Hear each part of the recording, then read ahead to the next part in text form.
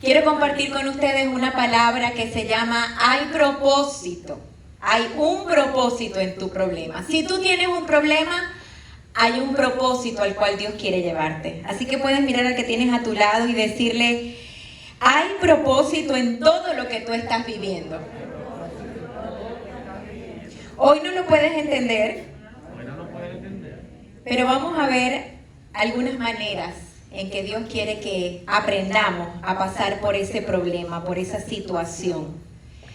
Veía que hacia el norte de este país se hace la empresa y se produce la empresa del bacalao. Es un pez que se saca para ser exportado y aunque Estados Unidos no es el primer productor de bacalao, es uno de los grandes productores de bacalao. Y se encontraron estos empresarios en un problema, y es que no sabían cómo enviar esos peces y que llegaran frescos a su lugar de destino.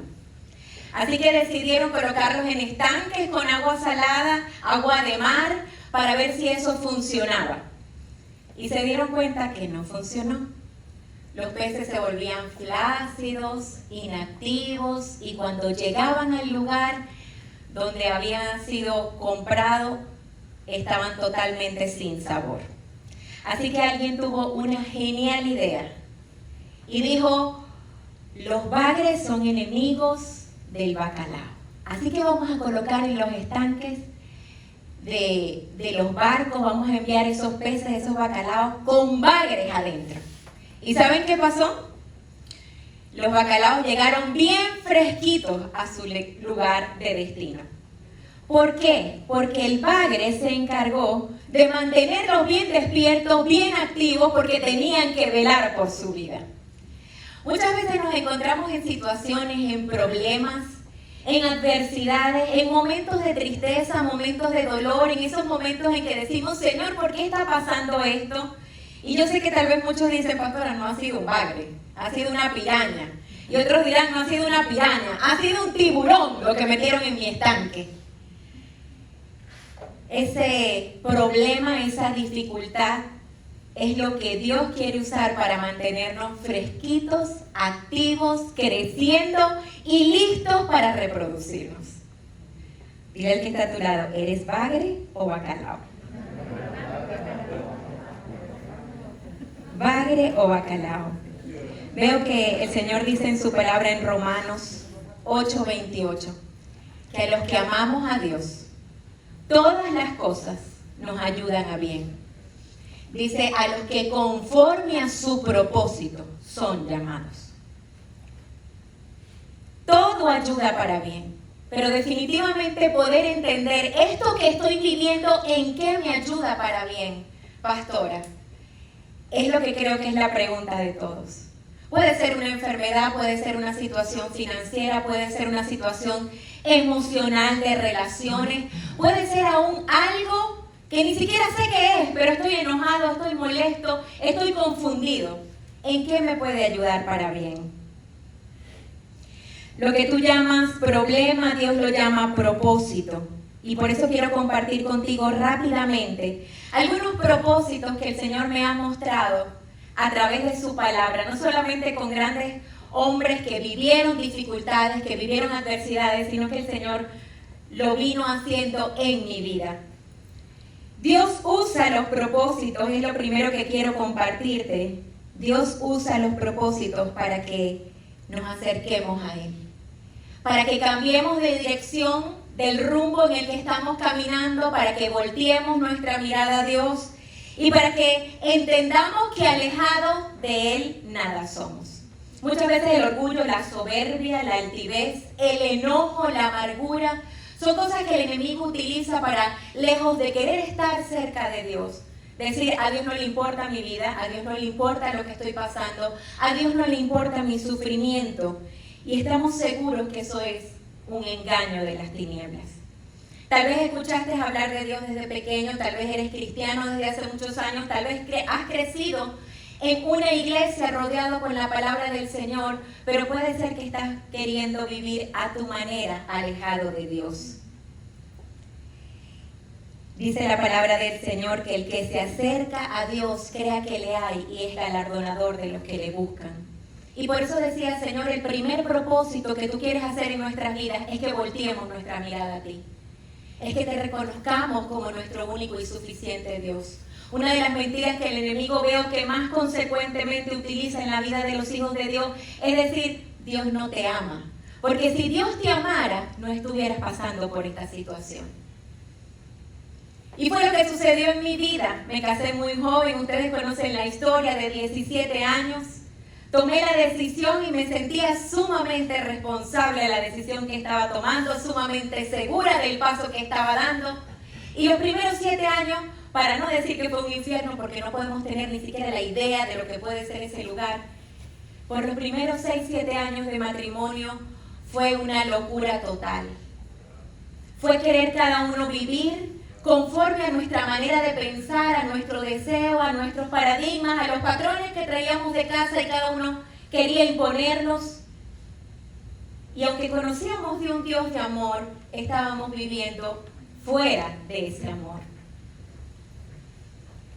El Espíritu Santo tocó mi vida en ese año 7, en ese año 8, y empezó a decirme, ¿qué tal si volteas tu mirada a mí? Me encanta mirar en la parábola del hijo pródigo, que la tenemos en Lucas 15, del 17 al 21. Nos dice cómo ese hijo pródigo, después de que salió de su casa, pidió su herencia, dice que la malgastó de mala manera, con mujeres, con todos los deseos que te ofrece la vida, con todas las tentaciones, creyendo que estaba ganándose el mundo.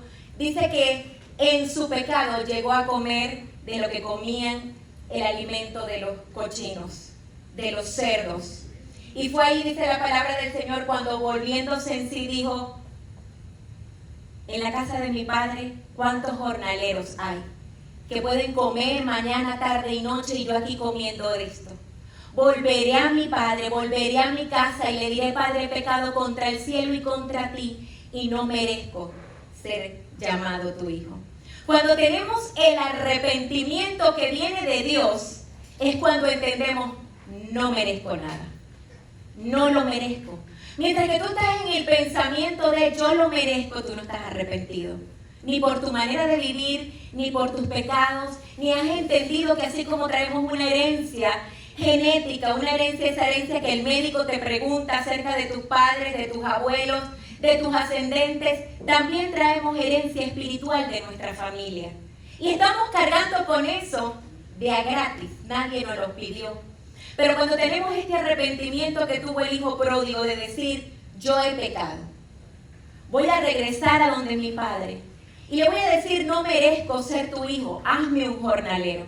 Y yo no sé cuántos de nosotros hemos llegado a ese momento de humillación, y eso me habla del segundo propósito. El segundo propósito es que nos humillemos delante del Señor. Si el sufrimiento, si la situación de adversidad, si la dificultad, si el problema no te lleva a humillarte, realmente hay un grave problema de soberbia, de altivez en ti, de egocentrismo y de creer que todo lo puedes en ti mismo. Me gusta mirar los proverbios que hablan acerca de la altivez, del orgullo y de la humildad, la humillación. Dice el Proverbios 15:33, el honrar al Señor instruye en la sabiduría. Para recibir honores, primero hay que ser humilde. El fracaso le precede la soberbia humana, a los honores le precede la humildad, dice el Proverbios 18:12. El altivo será humillado, pero el humilde será enaltecido. El Proverbios 29:23. Es el apóstol Santiago quien dice, y él da gracia con generosidad. Me gusta esta versión, da gracia, no una poquita gracia, da gracia en abundancia, da gracia con generosidad. ¿Pero a quién? Dice la palabra del Señor, a todo aquel que ha dejado su orgullo. Dice, Dios se opone a los orgullosos, pero da gracia a los humildes. Y es una gracia con generosidad.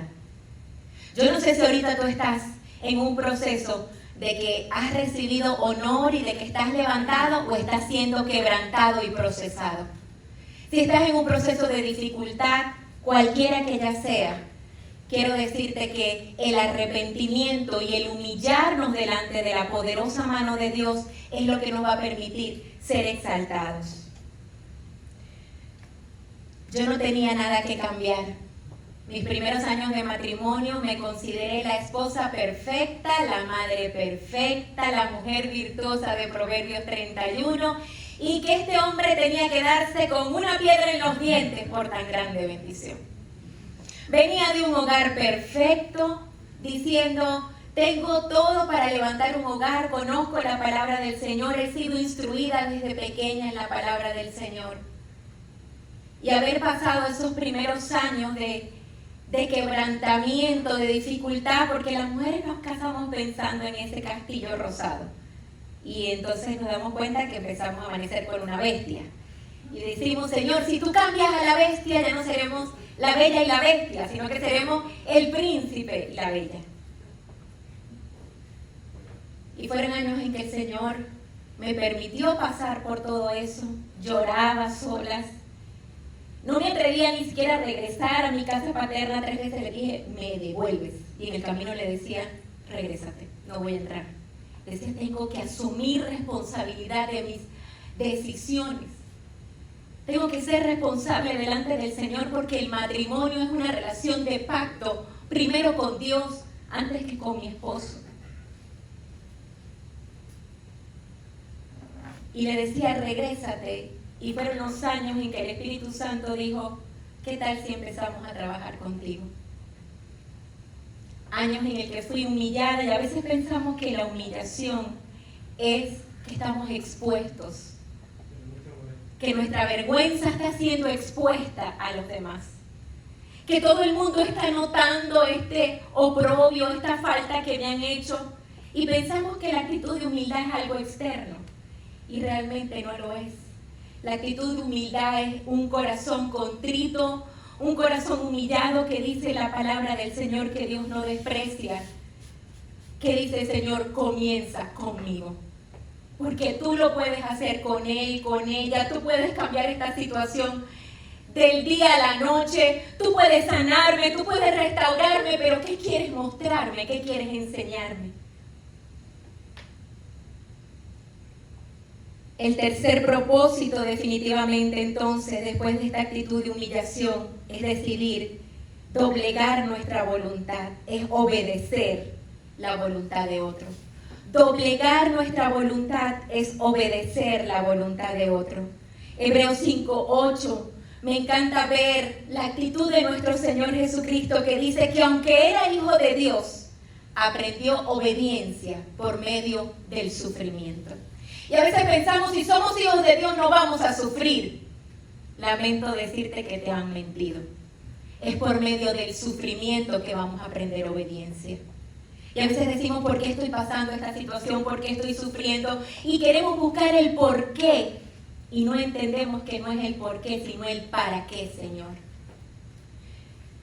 Veo que muchas veces, hemos visto tantas veces que pasamos procesos y decimos, sí, ahora sí aprendí humildad, ahora sí aprendí. Y nuevamente nos volvemos a conseguir que estamos otra vez en un punto de soberbia y de orgullo.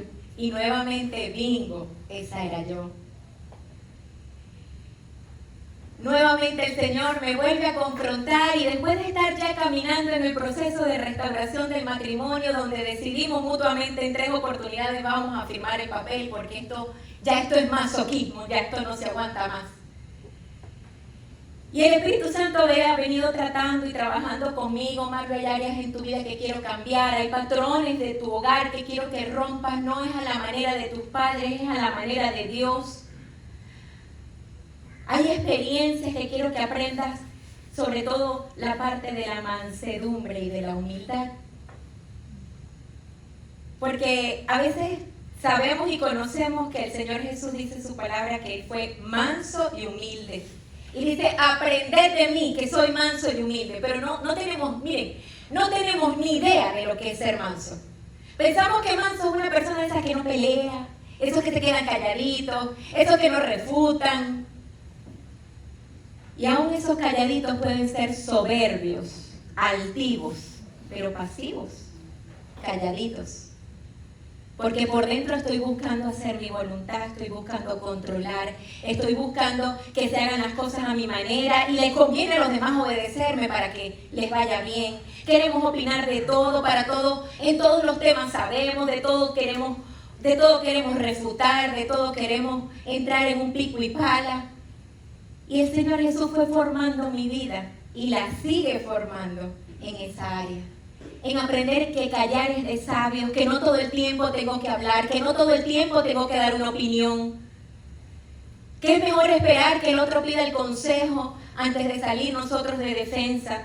Aun cuando las mamás decimos, nadie me pidió el consejo, pero porque te amo, aquí vengo. Y eso está bien cuando nuestros hijos están bajo el techo del hogar, porque todavía son nuestra responsabilidad. Pero ya después, inclusive cuando los hijos han crecido, están grandes, tienen sus hogares, es, hijo, quiero compartirte algo, ¿me lo recibes? ¿Puedo decírtelo? ¿Qué más necesitaba doblegar? Fue mi oración al Señor. Y les compartí en la prédica Cantaré de tu amor hace unos meses atrás, cómo el Señor me fortaleció con ese Salmo 40, que dice, paciente esperé a Jehová y Él oyó mi clamor, me sacó del foso de la desesperación, puso mi pie sobre piedra, me dio un cántico nuevo.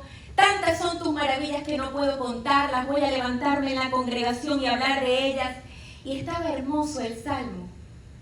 Lo recité y lo dije en esos primeros días en el hospital, después de que estuve en un momento de no saber si era cáncer que tenía en mi cuerpo y los médicos sin conseguir respuesta. Pero al salir del hospital dije, yo tengo que inyectarme este Salmo 40 y quiero que se vivifique en mis huesos y en mi vida hasta que llegué al versículo 8. Miren el versículo 8, porque esto me lleva, después de doblegar nuestra voluntad, esto me lleva al cuarto propósito. El Salmo 48 dice, el hacer tu voluntad, Dios mío, me ha agradado, y tu ley está en medio de mi corazón. Si entendemos que el sufrimiento nos lleva a obedecer a Dios, si entendemos que aún el propio Señor Jesucristo, por el sufrimiento que padeció, aprendió obediencia, esto es un nivel más alto. Esto es un nivel más alto, porque esto dice, me agrada hacer tu voluntad. O sea, voy feliz a hacer tu voluntad. Que cuando papá y mamá digan algo, qué felicidad, ya lo hago, ya lo obedezco. Y no, ¿hasta cuándo, mamá? Ajá, por ahí un hijo reaccionó. Y es decidir hacer la voluntad del Señor lo que más cuesta. Es decidir, doblego mi voluntad para que se haga la voluntad de Dios. En Juan 14:15 dice, el que me ama obedece mis mandamientos. Y definitivamente el decidir hacer su voluntad, obedecer su palabra, cumplir sus estatutos, qué difícil es. Siempre recuerdo un ejemplo que nos cuenta mi madre cuando mi hermano, el mayor, estaba de 6, 7 años y estaba en la playa y mi mamá ahí con la instrucción, vente debajo a la sombra, vente a la sombra que te vas a quemar, vente a la sombra que en la noche vas a estar, que me arde aquí, me arde allá. Y mi hermano, un ratico más, déjame jugar, un ratico más, ahora voy, mamá. Mi madre era primeriza, estoy segura que ya con el segundo, el tercero, el cuarto y el quinto, sí, hasta ahí llegamos 5. No le pasó. Pero con ese primero ella lo fue dejando y en la noche, ¿saben qué sucedió? Estaba el lloro. Me arde aquí, me arde allá, estaba incómodo, estaba llorando mi hermano mayor por todo lo que el sol había causado en su piel.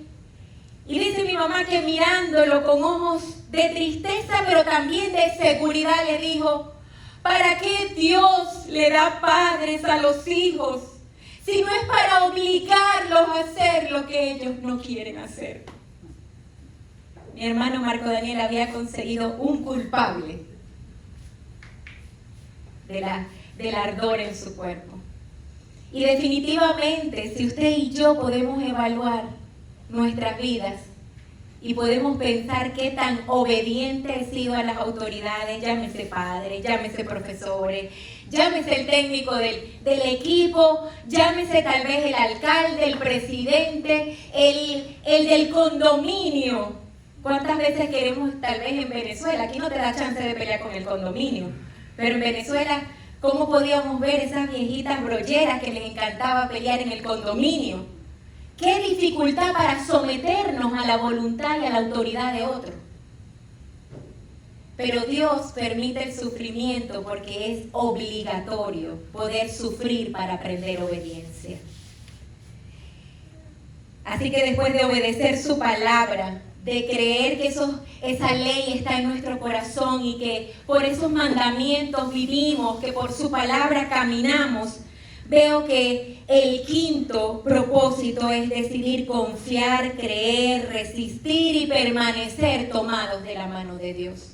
Dice que no hay ninguna prueba en la que Dios no va a dar la salida. Dice que no vamos a ser tentados más allá de lo que podamos soportar, que no vamos a tener una carga más grande que la que no podamos llevar. Yo no sé cuál es tu carga, yo no sé cuál es tu dificultad. Lo que sí sé es que Dios tiene la salida. Estando en Venezuela, me tocó aprender y someterme en obediencia a los médicos. Me dolía todo mi cuerpo, tenía todo el cuerpo hinchado y los médicos me decían, no puedes parar de caminar. Tienes que seguir caminando porque si te quedas postrada en esa cama no sabemos qué va a pasar contigo. No había diagnóstico, no había tratamiento. Ya había sido operada 2 veces en 2 de las mejores clínicas de la capital y no había respuesta para mi situación. Pero decía, tengo que obedecer, tengo que caminar, tengo que esforzarme, tengo que permanecer, tengo que resistir. Y eso es doblegar nuestra voluntad. ¿Cuántas veces conseguimos que no queremos que nadie nos imponga, que nadie me diga lo que tengo que hacer? Y si venimos de ese proceso de rebeldía donde yo a los 17 años mi mamá me dijo, hija, piénsalo, colocándome el vestido. Y no era porque Kevin era un mal hombre, me dijo, Kevin es un excelente hombre, pero estás tan joven, no sabes la de... Pónmelo, que me voy a casar. Pónmelo, que yo sé lo que estoy haciendo, mamá. 17 años. Y después lloré como los primeros 3 años y ni la llamaba para decir que lloraba por las noches. ¿Cómo no la escuché? Pero qué cerca fui, ¿cómo no la escuché?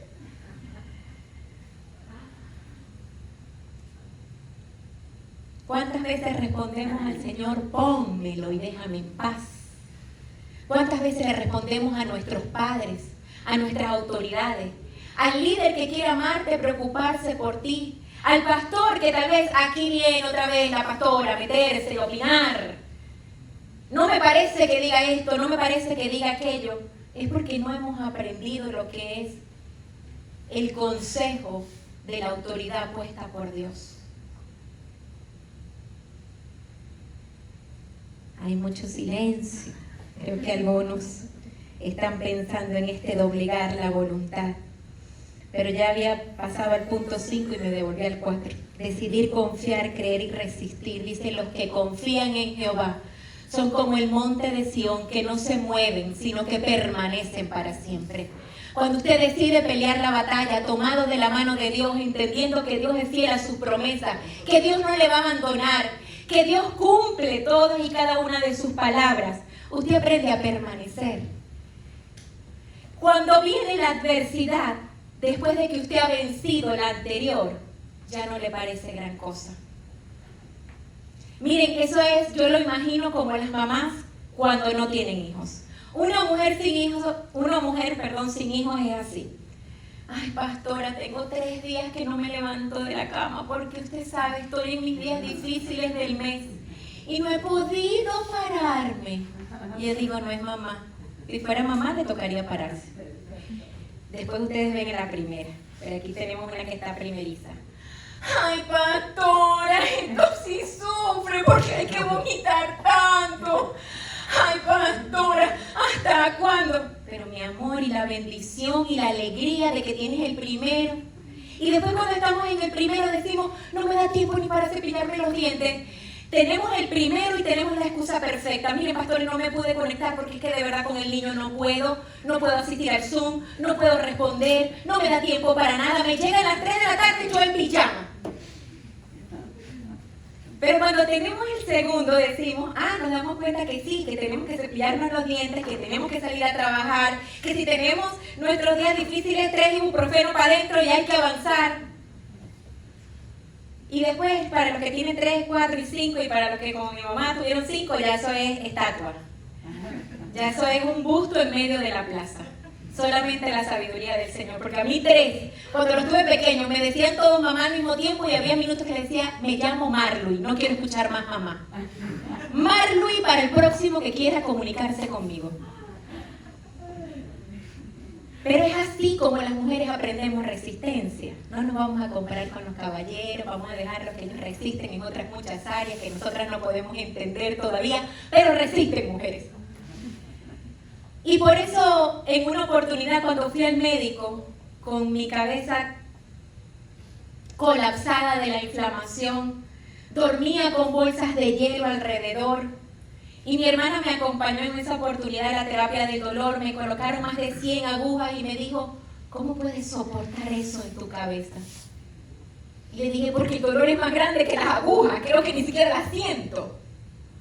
Y cuando vas aprendiendo resistencia en medio del sufrimiento, eso te va preparando para fortalecerte en medio de la prueba.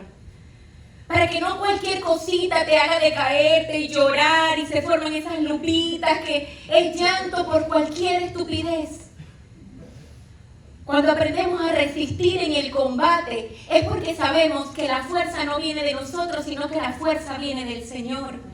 Y por eso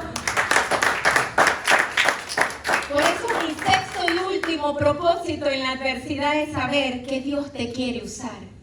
Es que cuando decides vivir para Él, Dios quiere usarte. Dios quiere usarte para su gloria.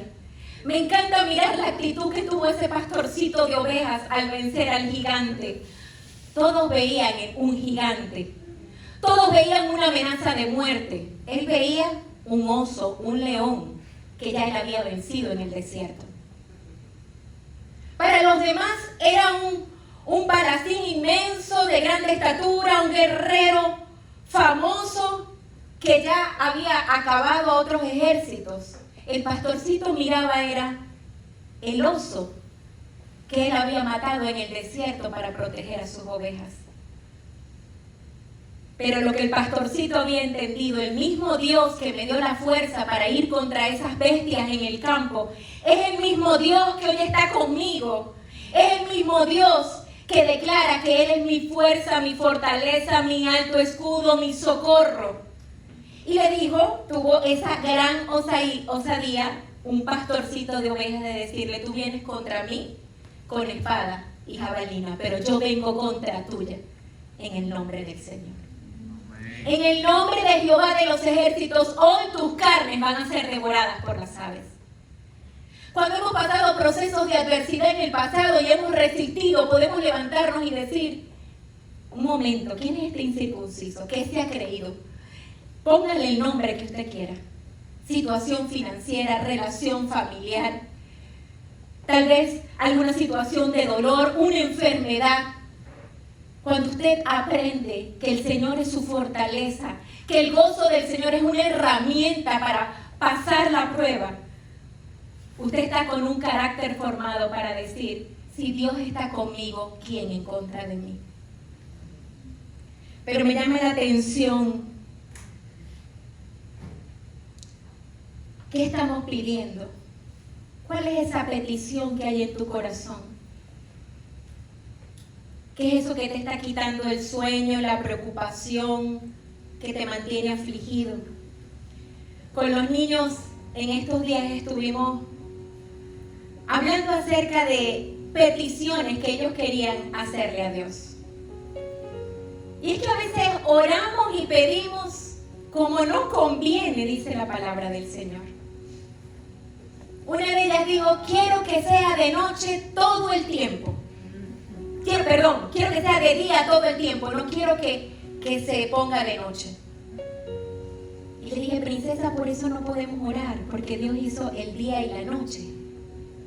Pero si hay un engaño de las tinieblas para que en la noche, en la oscuridad, ella tenga temor, su deseo era que nunca sea de noche, que siempre sea de día.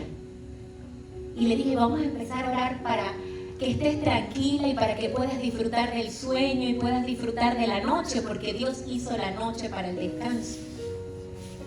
Pero después levantó la mano otro y dijo, pastora, yo quiero pedir porque se acabe la pandemia, que no haya más enfermos ni más personas que estén falleciendo.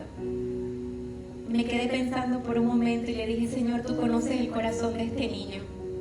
Pero le dije, mi amor, eso es algo que tampoco lo podemos pedir. Porque la palabra dice que en este mundo tendremos que pasar por enfermedades y por problemas, porque eso pasa porque la gente se ha alejado de Dios y hemos vivido en pecado. Pero lo que sí podemos pedir es que el Señor guarde a sus hijos. Lo que sí podemos clamar al Altísimo es que todo aquel que teme el nombre del Señor y está pasando por el valle de sombra y de muerte, no tema mal alguno, porque Jehová de los ejércitos está con ellos. Lo que sí podemos pedir es que en medio del dolor, del sufrimiento, de la enfermedad, de la adversidad, podamos aprender a acercarnos a Dios. Como dice su palabra, el que se acerca a Dios crea que le hay, búsquelo con un corazón sincero. Eso sí lo podemos pedir. ¿Qué estás pidiendo tú al Señor? ¿Estás pidiendo algo conforme a la voluntad del Señor? ¿Estás pidiendo algo conforme a su palabra? ¿O quieres que se haga tu voluntad, a tu manera, tus deseos, tu querer? Creo que definitivamente el arrepentimiento, el humillarnos, el doblegar nuestra voluntad, el acercarnos al Señor y confiar en Él y en su palabra y en sus promesas es lo que nos va a permitir poder ver el propósito de Dios cumplido en nuestras vidas. Cuando pasé el proceso de enfermedad dije, Señor, ¿y ahora por qué esto? ¿Qué más tengo que doblegar? ¿Qué más tengo que aprender? ¿Qué más quieres hacer conmigo?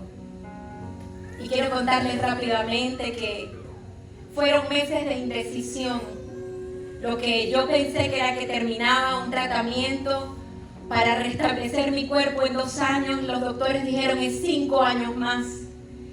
Y cantidad de cosas se voltearon en mi contra, porque en mi voluntad yo quería permanecer en lechería haciendo lo que el Señor nos había encomendado. Y empecé nuevamente a pelear con el Señor. Es que nos toca 1, nos toca 2, nos toca 3, a veces nos toca 4 y 5 veces pasar por el mismo desierto, la misma escuela, hasta que no aprendemos. Y fue, Señor, tú no sabes lo que tú estás haciendo. Yo creo que tú estás un poquito confundido. Todavía nos necesitas allá, no aquí. Y recordé ese Salmo 48. El hacer tu voluntad, Dios mío, me ha agradado. Eso es otro nivel. Eso es el nivel de estoy feliz, y no que por dentro estoy brava. Es que estoy feliz por dentro y por fuera. Y aunque hoy no puedo ver el propósito, tú ya lo tienes. Y fue como que cuando se quitó toda esa cortina, todo ese velo de oscuridad, de tormenta, de sufrimiento, se cuenta rápido, pero fueron 5 años en que el Señor nos removió como iglesia, nos removió como familia y removió mi vida, mi matrimonio.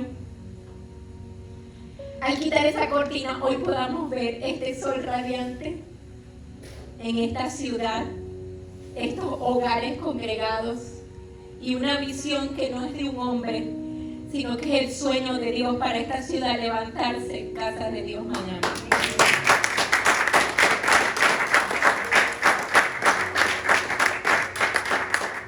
Pero cuánto proceso, cuántas lágrimas, cuánto de decirle al Señor hasta cuándo. esas horas que estuvo Jesús antes de ir a la cruz, dice que él dijo a su Padre: pasa de mí esta copa.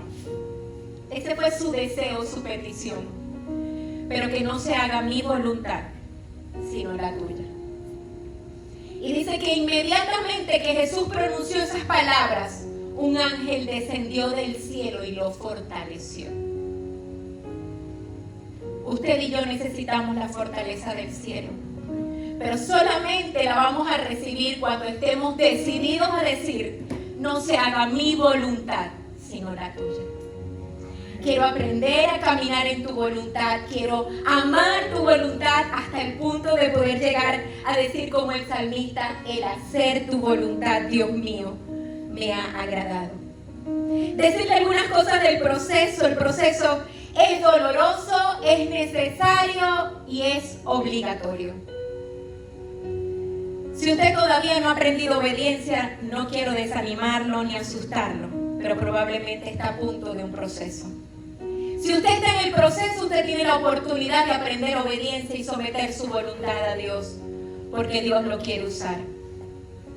Si usted no está en ninguno de los dos renglones anteriores, decida amar al Señor con todo su corazón, con toda su alma, con todas sus fuerzas. Decida colocarlo a Él de primero en su vida. Decida hacer su voluntad para que Dios pueda usarlo. Voy a pedirle que se ponga de pie y ponga ahí su mano en el corazón, porque solamente el Señor sabe lo que estamos cada uno pasando. Pensaba, nunca sabrás que Dios es todo lo que necesitas hasta que Él es todo lo que tenemos.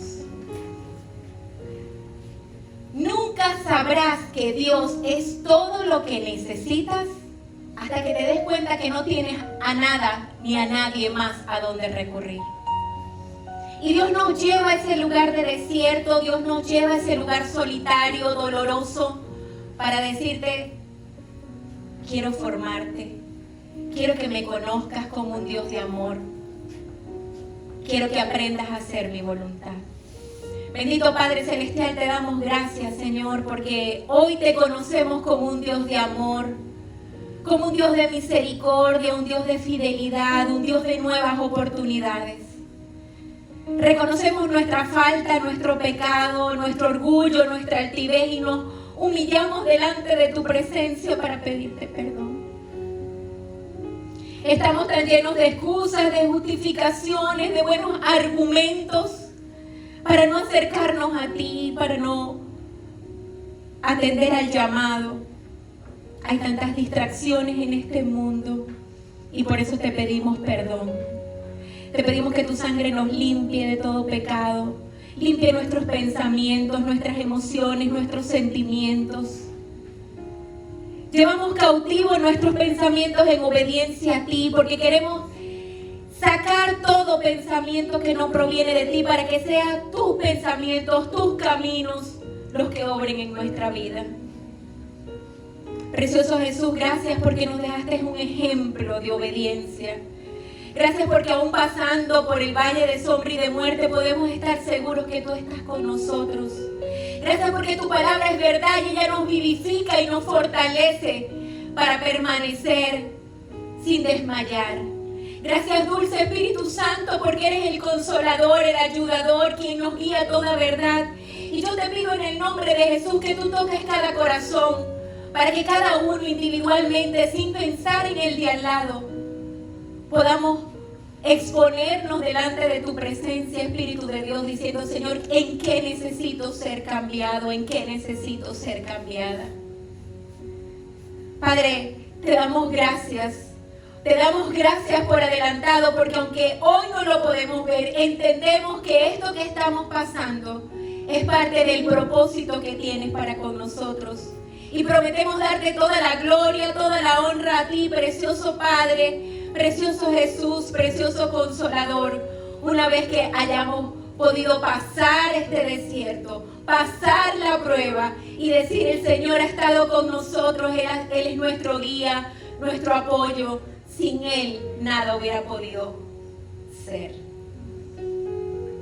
Padre, te pedimos en el nombre de Jesús que también nos nos des un corazón dispuesto a escuchar el consejo, a escuchar, Señor, de tu sabiduría, para que podamos crecer conforme a la estatura del varón perfecto que eres tu amado Jesús. Oramos por todas las personas que están sufriendo, oramos en esta hora como iglesia por todo aquel que está quebrantado de salud, todo aquel que está quebrantado del alma, en cadenas de opresión, de amargura, de enojo, de tristeza. En el nombre poderoso de Jesús enviamos palabras de liberación y de sanidad a los cuerpos, a todo aquel que está clamando al Dios vivo, a Jesucristo, nuestro Señor y nuestro sanador, para que puedan ser levantados en fe y en la confianza de que tú estás con ellos. En el nombre de Jesús, amén y amén. Amén. Un fuerte aplauso.